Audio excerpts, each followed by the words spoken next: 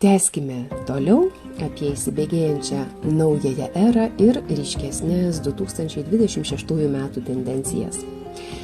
Į naujosios eros apibrėžtį sutelpa daug sluoksnių. Ir svarbios pabaigos, ir visiškai naujos pradžios.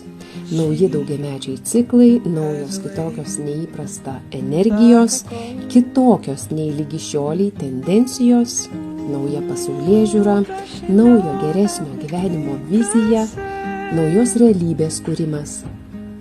Taigi jau per ateinančius keletą metų mūsų gyvenimai ir pasaulis gali pasikeisti neišvengiamai ir neatpažįstamai. Ne tik tai šiais, bet ir ateinančiais metais mokysimės atsisakyti to, kas mus varžo ir sukausto, tai ir prisirišimų, priklausomybių, išorinių normų, vidinių grandinių. Kuo toliau, tuo labiau priimsime savo unikalumą, autentiškumą, savitumą ir priimsime tai kaip dovaną. Vyks mąstymo ir sąmoningumo revoliucija. Aišku, jau dabar pastebime, kad skatinamas inovatyvus, netradicinis, originalus mąstymas, genialumas. Bus peržiūrimos vis labiau tradicinės žinios ir mokymo metodai.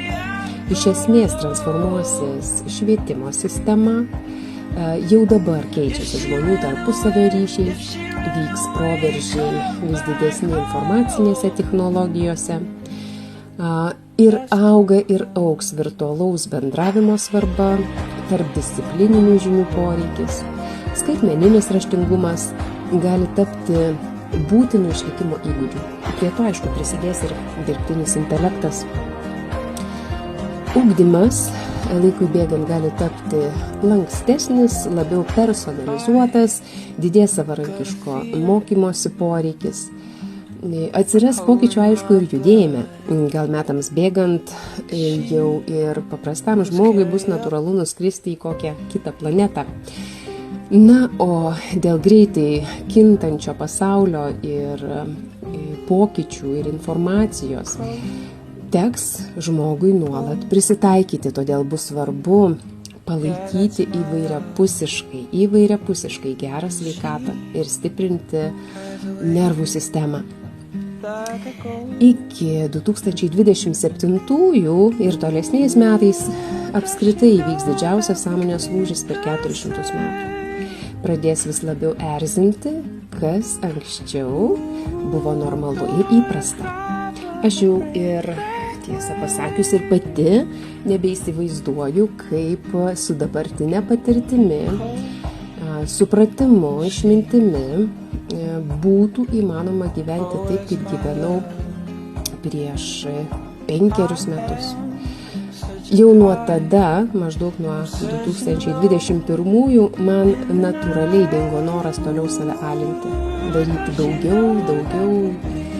Išgaravo noras ir toliau visiems iš eilės įtikti, patikti, nusileisti, aiškintis, kad atitikčiau kažkieno šablonus ir standartus ir kad pateisinčiau kai kurių žmonių ar struktūrų, sakyčiau, įvairiomis formomis dauginamą nesupratimą, smurtą, agresiją. Aišku, to kaina buvo natūraliai sumažėję kontaktai, iš esmės pasikeitė mano aplinka, užtat padaugėjo giminiškų sielų ryšių. Apskritai, verta nustoti taisyti tai, kas nenori būti pataisyta ar transformuota. Atkreipkite į tai dėmesį. Čia kaip sakoma, kad duok mums Dieve išminties atskirti tai, ką galime pakeisti, nuo to, ką pakeisti ne mūsų valioje. Taigi, verta gyventi kokybiškiau savo paties gyvenimą, o ne taip, kaip reikia, pavyzdžiui, ar tai giminiai, ar tai kažkam, kad tik tai būtumėte patogus ir sukontroliuojami ir prognozuojami. Mano, pavyzdžiui, asmeninė patirtis rodo, kad ir mano intuicija ir gyvensena, kai kuriuos žmonės išties šokiruoja, aš tą žinau. Ir todėl jiems ypač esu nepatogi, kas dar nėra pasiruošęs gyventi savo gyvenimą ir sekti savo širdies keliu. Taigi senos sistemos modelis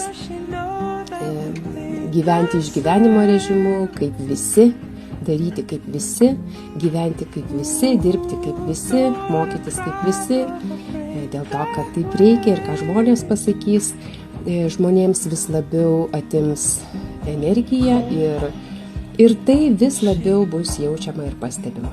Daugės, aišku, niurzgančių, nepatenkintų žmonių, ypač kurie nenorės keistis, transformuotis, nebus viduriuko. Arba žmonės vis labiau niurzgės, arba visgi imsis prisitaikyti ir keistis. Suprantama, kad senas sistemos modelis, sena tvarka mumise įaugusi kiaurai perimta iš kartos į kartą, iš gyvenimo į gyvenimą. Ir dėl to kai kuriuos automatinius įsitikinimus ir projekcijas net sunku atpažinti. Ir žiūrėkime, ir auklėjimas juk buvo paremtas, kad su tavim kažkas nuo pat gimimo negerai, kažkas ne taip. Toks labai dominavo, šalia gražių dalykų dominavo ir skurdo mąstymas, aukos mentalitetas. Ir tas kontrolės tikrai labai daug, ir kaltės, baimės, smurto, gėdos, nesupratimo, bausmių, na tokie laikai buvo. Tokia epocha, kai turėjome ką net aukotis, ar ne, kad išgyventume. Ir aukojomės, ir tylėjome, ir tarėme dėl šventos ramybės, nes taip reikia, nes tai buvo labiau įstatymų epocha. Hierarchijos, struktūros, pasiaukojimo dėl bendruomenės, šeimos, vaikų, kolektyvo, tautos ir panašiai. Patriarchalinė sistema. Ir šeima buvo suprantama kaip kontraktas iki mirties. Na, šeima buvo skirta išgyventi ir į santuoką buvo sueinama iš noro didesnio saugumo, meilės, pripažinimo ir panašiai. Tai yra masiškai tuoktasi iš trūkumo. Ir šis senas šeimos modelis nebeveiks, jau nebeveikia, jau matom statistiką. Ir laikui bėgant iš esmės transformuosis. Žmonės vis labiau tuoksis iš sąmoningo pasirinkimo ir vertybių sutapimo, o nebe iš trūkumo ir nebe iš vien kūniškos traukos. Per pastaruosius 400 metų iš kartos į kartą gyvenimas vertė žmogų užgožti, sumenkinti savo individualumą, autentiškumą vardan kolektyvo, religijos, gero įvaizdžio, vardan šeimos, giminės, vardan Dievo. Aukojame, nutylėjome, nes buvo nesaugu ištransliuoti savo gilius suvokimus. Bijojo žmogus, vengė būti nepatogus, bijojo būti tikras, bijojo jausti, daugiau ir plačiau matyti, nes buvo ugdoma žmogaus paklusnumas sistemai. Žmogus buvo saugumas kuriamas per struktūrą ir kolektyvą, per priklausymą struktūrai, sistemai, kolektyvui, per valstybę, šeimą, švietimo sistemą, giminę, religijas, per socialinius kontraktus ir panašiai. Na ir buvo tarsi laukiama, kad mumis kažkas pasirūpins. Ar Dievas, ar valstybė, ar šeimos nariai ir panašiai.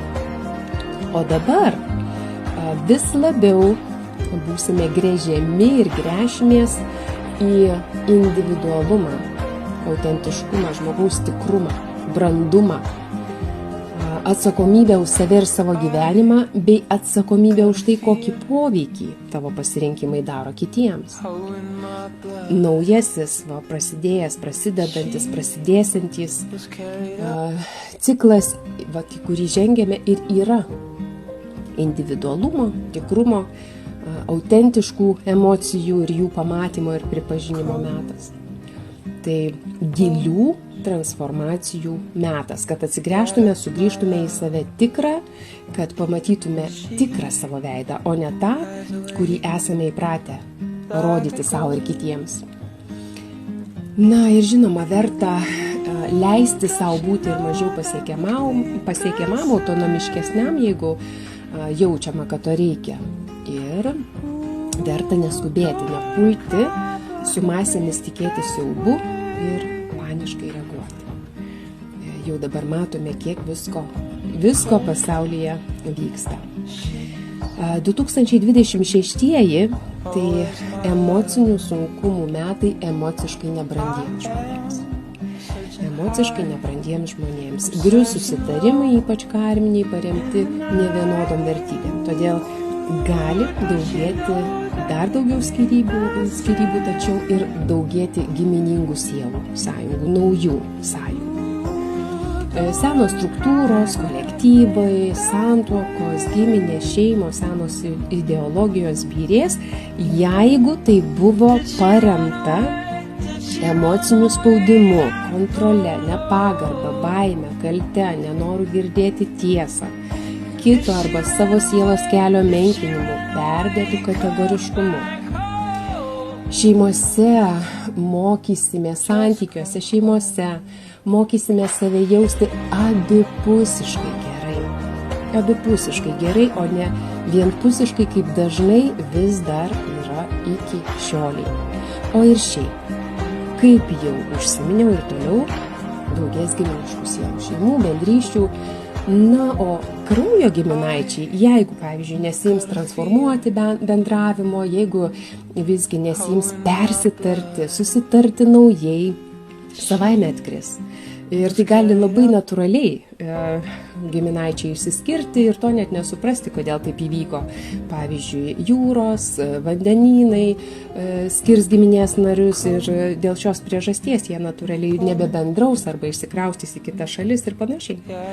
Žodžiu, elgesio modeliai kuo toliau, tuo labiau keisis iš esmės. Aišku, kad gali daugėti ir paviršutiniškumo. Vaduosimės iš ribojančių šablonų ir standartų. Mokysimės atrasti, kokiose savo gyvenimo srityse vis dar patiriame skausmą, kančią, diskomfortą dėl kitų žmonių, pavyzdžiui, įtakos arba dėl tam tikros darbe nustatytos tvarkos. Ir mokysimės atpažinti, kur esame prisitaikę prie tokių nesveikų, neharmoningų dalykų ir nepakeičiamų situacijų. Kokie mūsų įsitikinimai trukdo mums bendrauti abipusiškai, harmoningai ir gyventi geriau, harmoningiau, sveikiau, autentiškiau. Tik atpažinęs tuos ribojančius įsitikinimus ir pamatęs tikrą savo gyvenimo realybę, žmogus susipras, kodėl tie ribojimai jam daugiau nebereikalingi. Ar tai būtų darbuose, veiklose, kolektyvuose, šeimose. Na ir mokysimės visgi, kas bevyktų, nepanikuoti, neskubėti išvaistyti savo energijos kompulsyviai, kas tai bebūtų. Mokysimės savo energiją ir resursus naudoti išmintingiau, atsakingiau ir pragmatiškiau. Pamatysim, kad nebe pažadai ir kalbos rūpės, o tikra realybė. Tarsi būsime verčiami keistis tiek ir taip, kad vis labiau būtume tikri, gyvi, autentiški savimi, o nebe kaip visi, nebe taip, kaip buvo įprasta iki šioliai. Ir šiais metais, jau nuo šių metų, vis labiau nebebus loginių paaiškinimų, logikos, todėl, kaip ir sakiau, verta nesitapatinti su masiniu siaubu ir baimėmis. Kam šie metai gali būti sunkesni ir skausmingesni?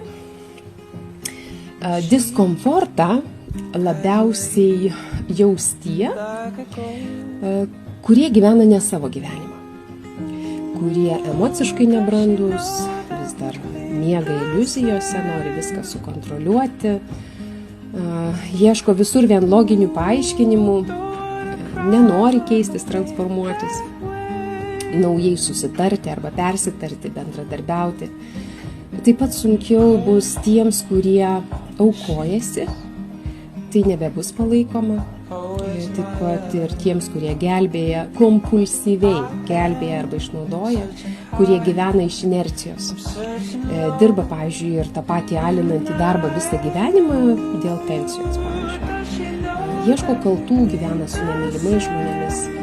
Na, o per ateinančius 18 metų net pažįstamai pasaulis keisis tai kartai, kuri gimė iki maždaug 1958 metų. Jiems ir bus sunkiausia prisitaikyti prie greitai besikeičiančio pasaulio, prie kardinaliai naujos pasaulėžiūros, naujos tvarkos, nes tiesiog įsitrins riba tarp dualumo.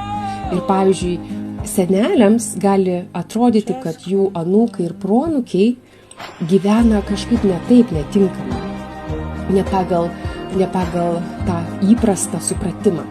Tačiau anūkai ir proanūkiai kaip tik gimė jau su instaliuota vizija, koks turėtų būti tas geresnis vadinamasis pasaulis. Ir visai ne dėl to, kad seneliai kažko nesupranta, ne, tiesiog keičiasi pasaulio tvarka, tendencijos, aktyvuojamos naujos energijos, prasideda nauji ciklai ir išmokome išgyventi, vienaip gyventi, o dabar mokysimės gyventi ir kitaip. Didesniai darnoj, pirmiausia su savim. Iš chaoso gimdysime naują tvarką, naujas tendencijas. Niekada daugiau nebebus taip, kaip buvo. Šitą reikia suprasti. Ir bus svarbu gyventi taip, kad jaustumėte palengvėjimą. Lengvumo būsena yra raktinis dalykas. Ir svarbu gyventi taip, kad jaustumėt palengvėjimą, o ne puikavimąsi, didžiavimąsi, suprantat? Tai va.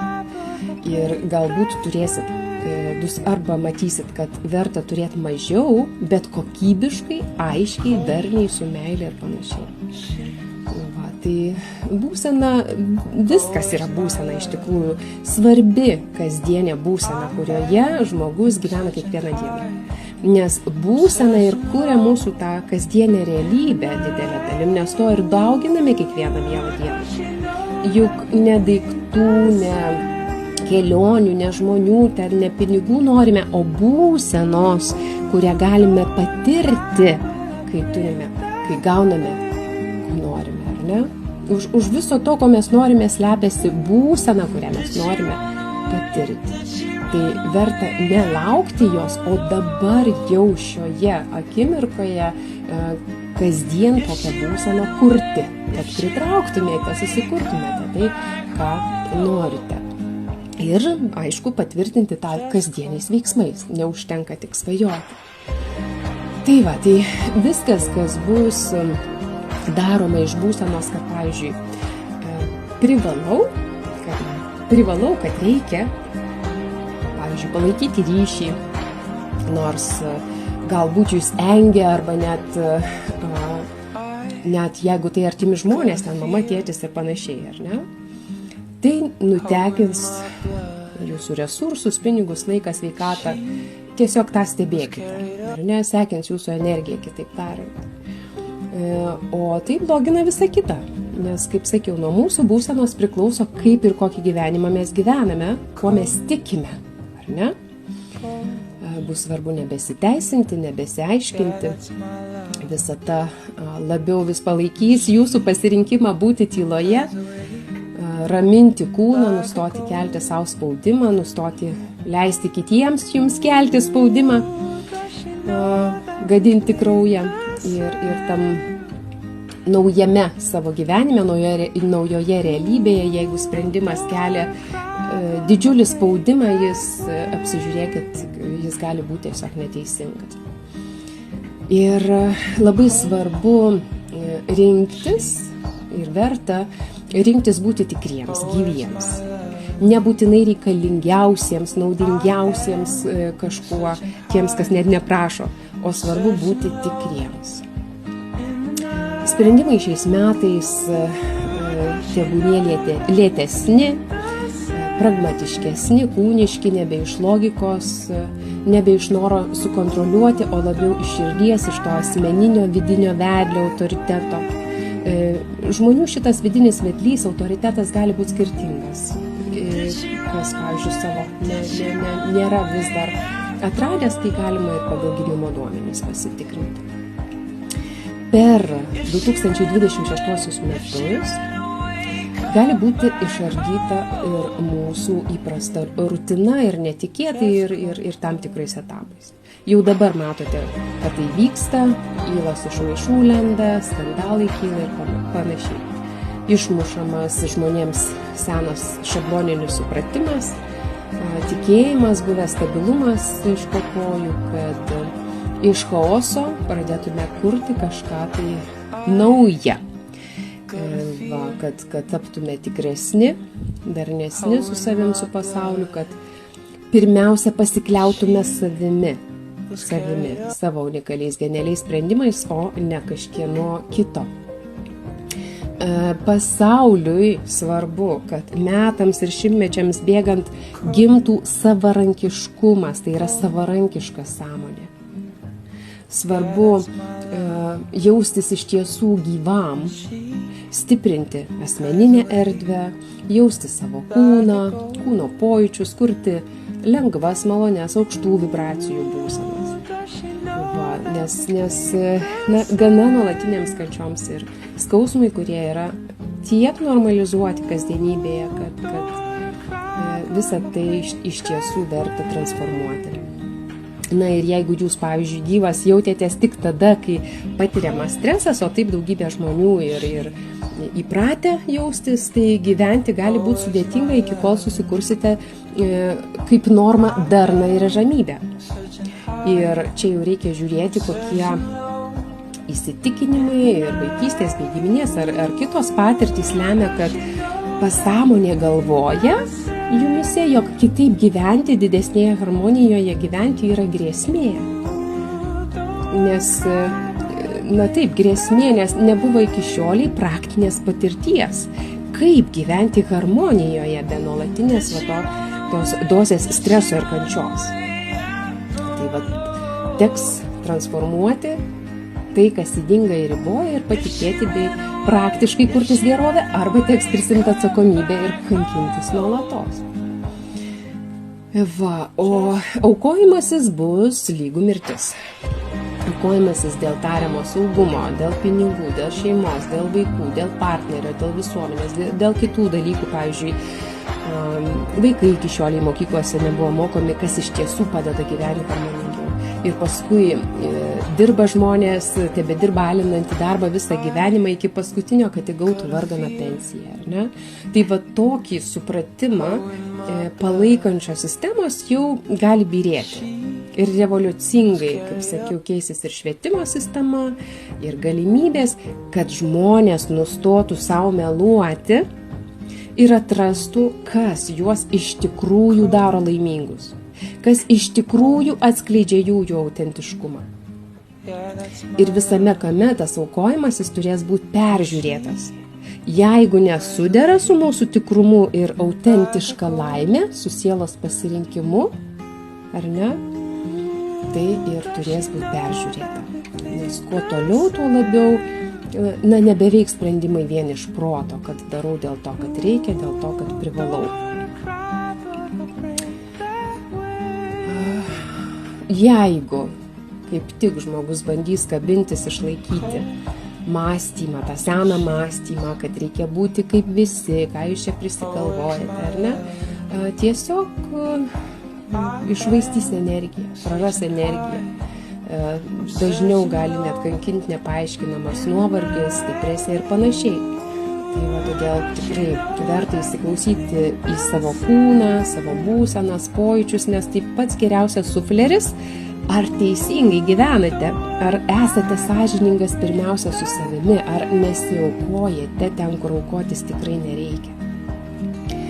Jeigu tai nesudera su jūsų sielos pasirinkimu ir ta autentiška laimė, nes kai kur tas aukojimas jis yra painiojamas su ta tikra tarnystė, kuri teikia ir autentišką laimę, ir sielos pasirinkimas galbūt yra ir panašiai. Tai šitus dalykus verta savo gyvenimuose susižiūrėti. Bus svarbu gyventi pagal savo prigimtį ir paskirtį. Nestipriausiam, neprotingiausiam, nelabiausiai pasiaukojančiam ten būti ar ten prisitaikiusiam prie sistemos, o būti tokiam, kuris yra savimi, kuris yra gyvas, kuris yra tikras. Žmonėse vis dar labai daug neatpažinto melo ir iliuzijų ir galbūt kažkokios netikėtos situacijos ir įvykiai, tas sukeltas chaosas, vidinis diskomfortas ir priverčia susipažinti su tikresniu savimi, akis į akį. Atkreipti dėmesį, kaip reaguojate, kas jumyse taip nori reaguoti, ar ne? Ir integruoti ir savo atstumtus sielos fragmentus, atstumtas sielos dalis savybės. Prisimti atsakomybę už tai, kokį gyvenimą, kokią realybę patys kuriate ir kokį pavyzdį, poveikį kitiems rodote. Nes jeigu žmogus vis dar priima melą, sukurtas istorijas už tiesą, na tai jis ir toliau dalyvauja cirke. Ar tai būtų darbe, ar tai būtų namie, ar tai būtų dar kažkur, ar ne. Tarsi vaidina ir toliau filme, ir toliau tiki iki tol, kol taps tikras ir gyvas, iki kol melo istorijos žmogui nusibos ir išvargins. Tai ir jūs, jeigu vis dar gyvenate mele ir nesate autentiškas, tai ir kiti su jumis atitinkamai elgsis. O energijos kaip tik mumyse padaugėja tada, sugrįžta tada, atsiveria, kai savyje išlaisviname tiesą, net ir labai nepatogi ir skausminga. Energijos, aišku, teikia ir veiksmas sėkmės link, be jokių garantijų. Kada drįstame žengti į nežinomybę, vis tiek kurti be jokių garantijų. O kas yra būti tikru? Tai aišku, kad nėra vaidmenys, tai labiau drąsa būti ir niekuo. O žmogus įpratęs būtinai būti kažkuo. Aišku, tai suprantama, nes didelė žmonių dalis ir užaugo šeimose, kur reikėjo įrodinėti, kad esu vertas būti mylimas, mylima, priimtas, geras ir panašiai. Ir pažiūrėkime, ypač pastaruosius maždaug 100 metų, šeimose, giminėse, taip klostėsi gyvenimai, kad beveik nėra per daug sėkmės istorijų, praktinių sėkmės istorijų, visi dažniau gyvena kaip visi, neišsišoksta, sakykim taip, ar ne?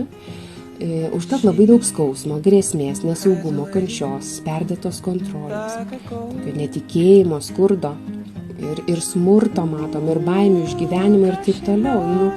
Kitaip tariant, natūralu, kad ir mes prisibijome daryti tai, kam tos praktinės patirties kraujyje neturime, ar ne? Daugybė žmonių vis dar gyvena iš tos traumuotosios savo patirties, tos pasąmoninės, iš tos nesuprastosios, o ne iš sveikosios savo dalies, kurią visi turime. O išeiti į šviesą galime tik veikdami iš savo sveikosios dalies. Juk mes ir žiūrėkit, labiausiai ir pavargstame ne nuo žmonių, su kuriais būdame, ne nuo darbų ar situacijų, o nuo savo pačių būsenos, kad turiu taip daryti, kad turiu patikti, įtikti, elgtis teisingai. Pavargstame nuo savęs pačių, nuo savo, to neintegruoto atstumto šešėlio, nuo savo melo, kad viskas gerai. Tai taip nėra. O svarbu kaip tik būti ne nuolat geram, patogiam, teisingam, o gyvam, tikram, visokiam, sąžiningam, pirmiausia su savim. Tai ir yra meistrystė būti sąžiningam su savimi, kito neįžeidžiant. Taigi turime vaduotis iš tų standartų ir šablonų ir ne tam, kad nurzgėtume dar daugiau ir piktintumės, o atsakingai gerovę kurtume. Ir dar nepatinka, jeigu nepatinka, sakykim, priešai. Ir žinoma, kad nepatinka ir karai, ar ne? Tai verta pasitikrinti, kaip priešus ir karą pirmiausia kuriate savo paties asmeninėme gyvenime ir savo pačių viduje. Kaip pirmiausia patys savo esate priešai. Pavyzdžiui, kaip save kasdien alinate, graužiate, pataikaujate priklausomybėms, savo prigimties širdies vedimo nesiklausote, nepuoselėjate savo kūno, visapusės gerovės, bet kada bet ką valgote, prisidedate prie gyvūnų, pavyzdžiui, žudimo, kad pavalgytumėt, vartojate alkoholį, apsileidžiate, nesusitvarkote savo paties namų, santykių ir taip toliau, ir taip toliau. Tai va. Tai šiais metais pasimatys tikra žmonių realybė, jau ji ir matom, kaip ir skandalų visokių matom ir pasauliniu lygiu. Tai va, tai ir asmeniniuose gyvenimuose, ir pasauliniu lygiu pamatysime, ką iš tiesų per daugel laiko sukūrei ir ką toliau kuri. Kokių dvasinių ir materialinių skolų turi. Žmogus pamatys, kuo tiki iš tiesų, ar ne? Nes kuo tiki, taip ir gyvena. Toks ir gyvenimo rezultatas, 100% teisingas pagal jo mąstymą ir tuo, ko jisai tiki. Ir žmogui aišku, kad paprasčiau gyventi kaip nuo vaikystės įprasta, o ne taip, kaip jam iš tiesų geriau. Tačiau reikės ir verta, ką reiškia reikės, verta išmokti gyventi, kaip jums iš tiesų geriau, o ne kaip įprasčiau. Na, o kaip, pavyzdžiui, tvarkytis su patiriamu stresu? Pyktį, stresą verta panaudoti galimybėms augimui, brandai, iš vaikiško mąstymo tapti tuo suaugusiu, prisimti atsakomybę už savo gyvenimą, už savo lūkesčius. Kol kas kritinė masė žmonių vis dar emociškai nebrandus ir reaguoja, atkreipkite dėmesį ir savo pačių aplinkoje, ir reaguoja ir elgiasi kaip vaikai, nepaisant kiek metų pasė. O kaip tik svarbu nustoti kovoti su realybe. Antra, pavyzdžiui, kaip tvarkyti su patiriamu stresu, tai jūsų gyvenimo būdas, pasirinktas darbas, santykių, gyvensena neturi užgožti jūsų vidinio pasaulio. Kelkite klausimą, ką aš galiu padaryti, kad sąmoningai keičiau situaciją link to, ko noriu. Net sudėtingiausiose situacijose visada turite pasirinkimą, kad neišduotumėte savęs. Tada svarbu paisyti vidinio nelaimingumo, kas būtent jūsų kasdienybėje palaiko.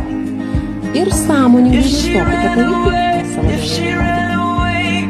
Taip pat atkreipkite dėmesį, stresą palaiko sunkiosios tos žemų dažnių emocijos. Baimė, kaltė, gėda, šitas branduoliukas. Ir jos ilgai išsilaiko, neišsisklaido, todėl verta paisyti, kokias būsenas emocijas kasdien pratote dauginti. Visat irgi verta pasitikrinti, ar matote problemą ir iš įpročio nervinatės, pavyzdžiui. Ar visgi jau gebate matyti galimybę kažką spręsti, sutvarkyti, keisti, harmonizuoti, pakeisti į gerą. Na, o dabar kaip atsirinkti informaciją, kaip atsirinkti žinias, kurių pilna ir vis daugiau bus iš visur. Žinios visgi ir informacija bus labiau ir ypač svarbios tos, kurios teiks praktinę naudą, kad realiai pagerintume savo realybę, kad tai padėtų keistis, transformuotis, gyventi geriau. Žmonija bus, kaip pasakyti, nustos priešinti materiją ir dvasingumą, bėgant, nes kol kas tai yra labai supriešinta. Kaip tik svarbu integruoti savo dvasinės žinias per materiją. Bus tikrinama ir dvasinė branda, ir atsakomybė, o naivumas, neatsakingumas, pasaulio nepažinimas nebepasiteisins. Dualumo ribos trinsis, kaip ir sakiau, pamažu nyks. Nes senosios matricos specifika, tos senos pasaulio tvarkos specifika ir buvo dualumas ir vis dar yra. Gerai, blogai, galime, negalime ir panašiai. Mes vieni be kitų ir negalime, kaip sakyti, gyventi. Vieni, jeigu nebūtų gydytojų, ar ne, tai gal ir ligonių nebūtų, ir atvirkščiai, jeigu nebūtų mokinių, nebūtų ir mokytojų ir taip toliau. Tai va, tai svarbu visą tai priimti. Ir gyventi geriausiai kaip gali. Na, apibendrinant, bus griaunama tai, kas atgyvena, nebefunkcionuoja, kad galėtų gimti kažkas naujo. Kad žmogus į save pažvelgtų naujai ir drąsiau keistųsi ir ieškotų tiesioginio ryšio su savo dvasia. Bus didelis inovacijų jų poreikis dabar keičiasi ir iš esmės ir toliau keisis realybė. Ateina visai nauja karta. Greitis didėja ir didėja. Permainos vyks ir vyksta labai sparčiai. Mintys, būsenos, mūsų valia veikia ir veiks realybė daug labiau ir greičiau nei tai buvo ankstesniais metais. Ir laikui bėgant, pagaliau žmonija suvoks save plačiau, kaip kosminę rasę, kaip dvasinę būtybę, bus vis daugiau iš letargo miego bundančių žmonių. Taigi 2026-aisiais viena iš svarbiausių dovanų bus nusiimti kaukės, jos didės daugybė žmonių.